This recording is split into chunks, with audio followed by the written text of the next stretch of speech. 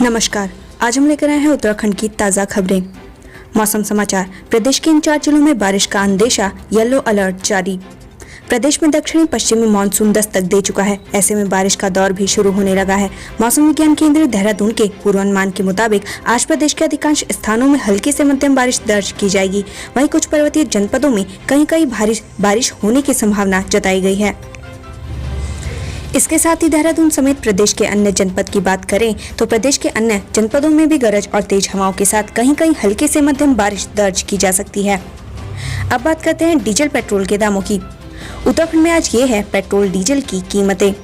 देहरादून और हरिद्वार में आज डीजल और पेट्रोल के दाम में मामूली बदलाव देखा गया है, जबकि हल्द्वानी में आज डीजल पेट्रोल के दाम स्थिर हैं। इसी के साथ आज देहरादून में पेट्रोल के दाम है 93 रुपए 87 पैसे, वहीं डीजल के दाम है 87 रुपए 94 पैसे। हरिद्वार में आज पेट्रोल के दाम है 93 रुपए 24 पैसे। डीजल की बात करें तो आज डीजल के दाम है 87 रुपए 26 पैसे। हल्द्वानी में आज पेट्रोल के दाम है 93 रुपए 29 पैसे, वहीं डीजल के दाम है 87 रुपए 33 पैसे। Corona live updates. प्रदेश में कम होने लगे कोरोना के मामले, रिकवरी रेट बढ़ा। उत्तराखंड में कोरोना संक्रमण के आंकड़ों का ग्राफ 500 से नीचे आ गया है। सोमवार को जारी हेल्थ बुलेटिन के मुताबिक पिछले 24 घंटों में कोरोना के 296 नए मामले सामने आए हैं। वहीं 12 मरीजों की मौत हुई है। बीते 24 घंटे में 990 लोगों ने कोरोना से जंग जीती है।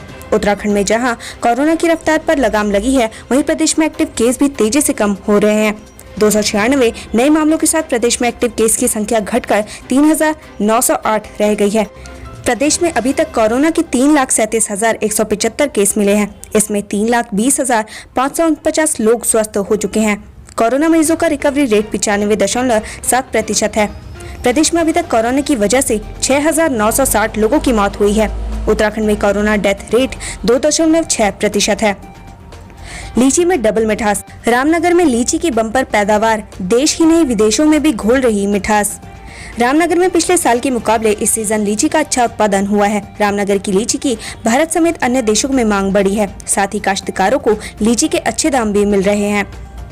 सैलानियों से गुलजार। वीकेंड पर सैलानियों से गुलजार मसूरी, खिले व्यापारियों के चेहरे। मसूरी में वीकेंड पर एक बार फिर से पर्यटकों के पहुंचने से रौनक लौट आई है, जिससे व्यापारियों के व्यापार पटरी पर लौटने की उम्मीद है। कोरोना जांच में खेल। हरिद्वार कुंभ में कोरोना जांच पर उठे सवाल, सैंपल सबसे ज्यादा और संक्रमित सबसे कम। हरिद्वार महाकुंभ में सैंपलिंग करने वाली एक लैब का फर्जीवाड़ा पकड़े जाने के बाद अब महाकुंभ के दौरान हुई सभी कोरोना जांच संदेह के दायरे में आ गई है। आंकड़ों के अध्ययन से पता चला है कि महाकुंभ के दौरान राज्य और हरिद्वार में संक्रमण के ट्रेंड में काफी अंतर आ रहा है, जिसको लेकर social development for communities foundation ने एक रिपोर्ट भी जारी की है। 10,000 लोगों को किया जाएगा शिक्षित। उच्च शिक्षा मंत्री ने ब्लूप्रिंट तैयार करने के दिए निर्देश। प्रदेश के उच्च शिक्षा मंत्री डॉक्टर धन सिंह रावत ने पौड़ी विकास भवन सभागार में समीक्षा बैठक की, जिसमें उन्होंने अपनी विधानसभा के पाबो, खिरसो और थैलीसैंड ब्लॉक के सभी लोगों को शिक्षित करने के लिए जल्द रूपरेखा तैयार करने की बात कही। मंत्री ने जिला प्रशासन को इसके लिए ब्लूप्रिंट तैयार करने के निर्देश जारी किए हैं। एलटी शिक्षक पर मेहरबान सरकार। एलटी सहायक शिक्षक पर सरकार मेहरबान, नियमों को ताक पर रख बनाया सहायक कुल सचिव। उत्तराखंड में एक एलटी के सहायक शिक्षक पर सरकार इतनी मेहरबान हो गई कि उन्हें एक ही आदेश से कर्मचारी से अधिकारी बना लिया। चहेतों की चाह में जहां नियम, कायदे, कानून सभी को ताक पर रखकर ऐसी नियुक्ति कर दी गई, जिस पर अब सवाल उठने लगे हैं। यहाँ सरकार का अपनत्व तो देखिए कि इंटर कॉलेज स्तर के कर्मचारी को सीधे विश्वविद्यालय में प्रतिनियुक्ति दे दी गई, वो भी सीधे सहायक कुल सचिव के पद पर। एसडीआरएफ बनी फरिश्ता, रेस्क्यू कर गर्भवती महिला को पहुंचाया हॉस्पिटल। खरादी के समीप यमुनोत्री हाईवे बंद होने के कारण स्थानीय लोगों की परेशानी का सामना करना पड़ रहा है। हाईवे बंद होने के कारण एक गर्भवती महिला फंस गई, जिसकी सूचना परिजनों ने प्रशासन को दी। प्रशासन के निर्देश पर मौके पर पहुंची एसडीआरएफ टीम बड़कोट में महिला को पैदल सकुशल रेस्क्यू कर दूसरी तरफ पहुंचाकर वाहन से सीएचसी बड़कोट पहुंचाया। परिजनों ने एसडीआरएफ टीम का धन्यवाद किया। देहरादून, 9 महीने से फरार ठग पुलिस के हत्थे चढ़ा।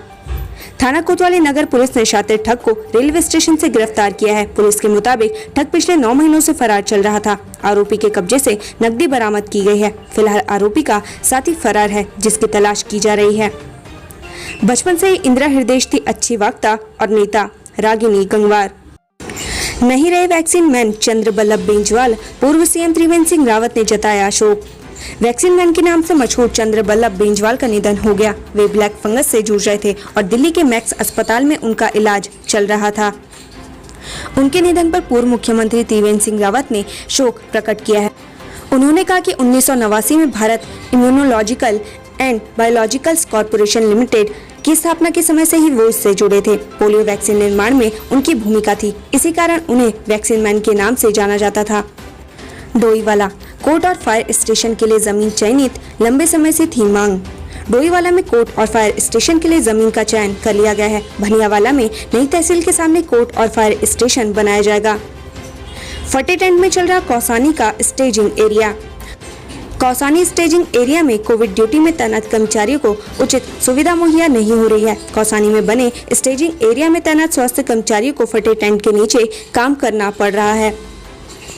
आपने राम जन्मभूमि ट्रस्ट घोटाले की उच्च स्तरीय जांच की मांग। आम आदमी पार्टी ने राम जन्मभूमि ट्रस्ट पर भ्रष्टाचार का आरोप लगाते हुए उच्च स्तरीय जांच की मांग की है।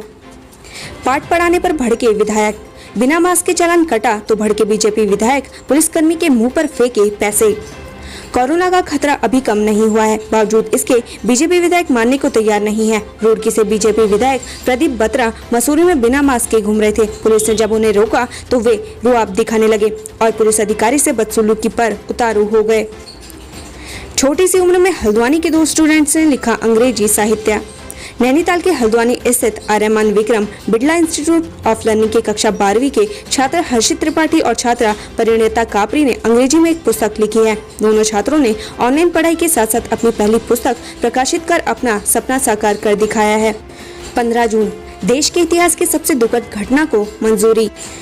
इतिहास में हर दिन किसी न किसी अहम घटना से जुड़ा होता है। 15 जून एक ऐसी तारीख है जिस दिन कई बड़ी घटनाओं ने देश और दुनिया पर अपनी छाप छोड़ी। इस दिन अखिल भारतीय कांग्रेस ने नई दिल्ली में भारत के विभाजन के लिए ब्रिटिश योजना को स्वीकार किया था। वन विभाग का बड़ा कारनामा। कॉर्बेट के जिस जोन में नहीं बन सकती एक दीवार, वहाँ बन रहा आलीशान बंगला।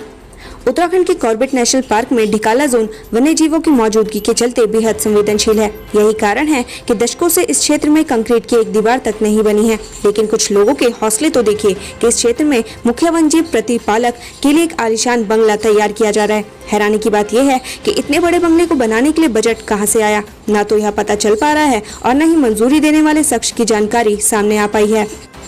रुड़की शिकारपुर गाँव में स्वास्थ्य विभाग की टीम के साथ बदसलूकी। रुड़की के शिकारपुर गांव में लोगों के कोरोना सैंपल लेने गई स्वास्थ्य विभाग की टीम के साथ बदसलूकी की गई। ग्रामीणों ने टीम को गांव से खदेड़ दिया, जिसके बाद गांव में पुलिस बल तैनात की गई है। यूओयू की ऑनलाइन सेमेस्टर परीक्षाएं शुरू। उत्तराखंड ओपन यूनिवर्सिटी की ऑनलाइन सेमेस्टर परीक्षाएं सोमवार से शुरू हो गई हैं। ये परीक्षा 18 जुलाई तक चलेंगी। परीक्षा का समय 1 घंटा निर्धारित किया गया है। मलबा आने से यमुनोत्री हाईवे बंद, वाहनों की लगी लंबी कतार। सांसद अनिल बलूनी और अजय भट्ट ने किया HMT फैक्ट्री का निरीक्षण। राज्यसभा सांसद अनिल बलूनी और नैनीताल सांसद अजय भट्ट ने HMT फैक्ट्री का निरीक्षण किया।